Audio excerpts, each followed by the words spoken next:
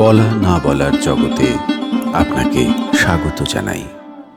মহাভারতের বিস্তৃত চরিত্রদের নিয়ে আমাদের গল্প বলা না বলার জগতে। আজকের গল্প সুমুখ আর গরু।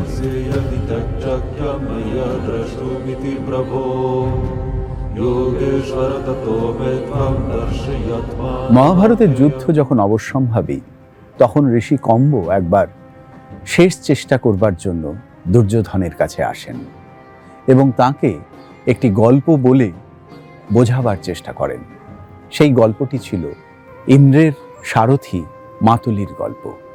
ইন্দ্রের সারথি মাতলির একটি পরমা সুন্দরী কন্যা ছিল, তার নাম গুণকেশী।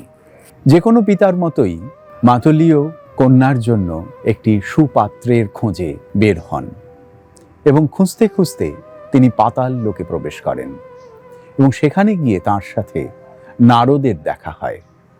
নারদ মুনি সব শুনে বলেন যে তুমি আমার সঙ্গে চলো, আমি তোমাকে গুণকেশীর জন্য সুপাত্র খোঁজার চেষ্টা করব। পাতাল লোকের বিভিন্ন দ্রষ্টব্য স্থান নারদ ঘুরিয়ে ঘুরিয়ে দেখান, কিন্তু মাতলির কাউকেই তেমনভাবে পছন্দ হয় না। নারদ তখন প্রস্তাব দেন যে তাকে দৈত্য এবং দানবদের হিরণ্যপুরে নিয়ে যাওয়ার, কিন্তু মাতলি সেটা অস্বীকার করেন। বলেন যে দেবতার বিরোধী যারা, তাদের সঙ্গে আমি আত্মীয়তা করতে পারবো না। যদিও আপনি যে কোনো বিরোধিতা আর বীজ বপনের জন্য আপনি পারঙ্গম। নারদ তখন হেসে বলেন যে ঠিক আছে, চলো তোমাকে আমি নাগলোকে নিয়ে যাই। নারদ তখন মাতলিকে নিয়ে অনন্তনাগ বাসুকীর পুরীতে হাজির হন। বাসুকীর পুরীতে গিয়ে মাতলি একটি সুদর্শন নাগের সঙ্গে দেখা হয় এবং তাকে তার খুব ভালো লাগে। তখন তার পরিচয় জানতে চাইলে সে জানায় যে সে ঐরাবত নাগের বংশধর, আর্যকের পৌত্র। তখন মাতলি এবং নারদ মুনি তারা আর্যকের কাছে গিয়ে প্রস্তাব রাখেন। আর্যক বলেন যে দেবরাজ ইন্দ্রের সারথীর সঙ্গে বৈবাহিক সম্পর্ক তৈরি করতে তিনি যথেষ্ট আগ্রহী, কিন্তু তার মন এখন ভারাক্রান্ত, কারণ গরুর তার পুত্র অর্থাৎ সমুখের বাবা চিকুরকে ভক্ষণ করেছে এবং সে ঘোষণা করেছে 1 মাস পরে সে সুমুখকেও ভক্ষণ করবে। এই শুনে নারদ এবং মাতলি বলেন আমরা ফিরে গিয়ে ইন্দ্রের কাছে অনুরোধ করব যাতে তারা গরুরকে নিরস্ত্র করেন। এরপর তারা দুজনে ফিরে যান। ফিরে গিয়ে ইন্দ্রকে সব কথা বলেন।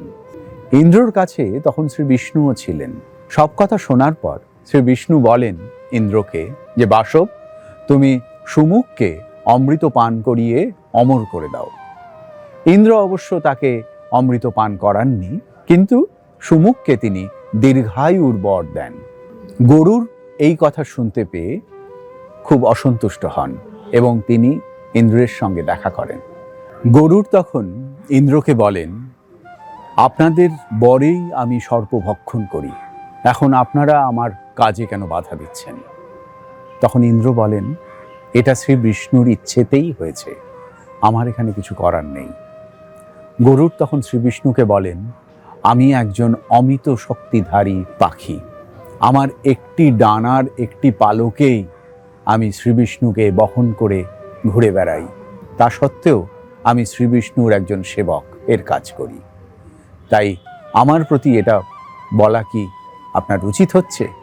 তখন শ্রী বিষ্ণু হেসে গরুরকে বলেন আমি আমাকে বহন করি এবং আমি তোমাকে বহন করি। তোমার এত শক্তি হয়নি যে তুমি আমার একটি বাহুর ওজনও সইতে পারো।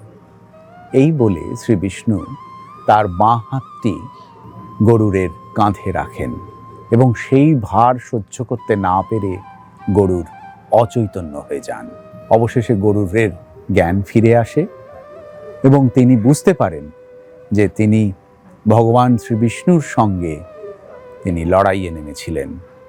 তখন তিনি তার পায়ের কাছে এসে ক্ষমা প্রার্থনা করেন, বলেন যে আমার ভুল হয়ে গেছে, আমাকে মার্জনা করুন। আমি নিজের শক্তির সম্বন্ধে অনর্থক অহংকার করেছি। গল্পটি বলার পর মহর্ষি কম্ব দুর্যোধনকে বলেন, তুমি নিজের শক্তির অনর্থক অহংকার করছো। তুমি যতদিন পাণ্ডবদের সঙ্গে যুদ্ধে অবতীর্ণ না হচ্ছ ততদিনই তোমার আয়ু। যখন তুমি পাণ্ডবদের সঙ্গে যুদ্ধে অবতীর্ণ হবে তখনই তোমার আয়ু শেষ হয়ে যাবে। দুর্যোধন হেসে তখন বলেন যে আমি কেন জন্মগ্রহণ করেছি, আমার কি কাজ, সে সব পূর্ব নির্ধারিত। আপনি অনর্থক প্রলাপ বকছেন। আজকে শুনলাম আমরা সেই সুমুখ আর গরুরের গল্প। বলা না বলার জগতে এমন নানা কাহিনীর হদিশ থাকছে। অনুগ্রহ করে চ্যানেলটি শেয়ার, লাইক এবং সাবস্ক্রাইব করুন।